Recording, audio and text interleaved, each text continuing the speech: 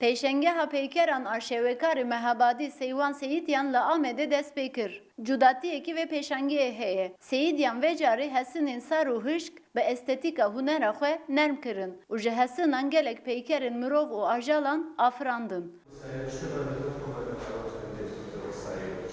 Di pêşangehê de bi tevahî 61 peyker cih digirin. Seyîdyan ev peyker di nava heşt mehan de çêkirine.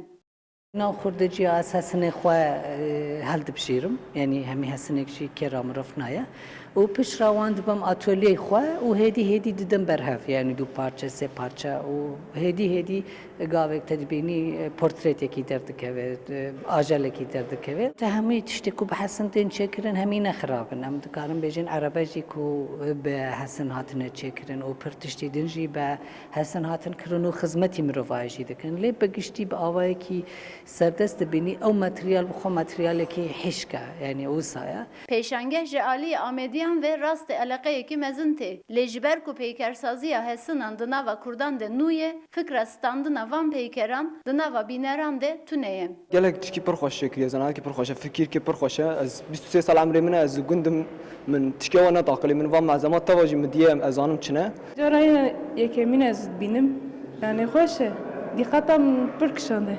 Jiyanê bi me dide hezkirinê hezkirinkî zêde têda ez dibînim. Pîreka min bêjeriya tiştê demirî te çi anî viramez. Pêşengeha şêwekarê Kurd Seywan Seyîdyan dê heta sîhê mehê vekirî bimîne. Hunerhest dikarin heta vê rojê serdana pêşangehê bikin.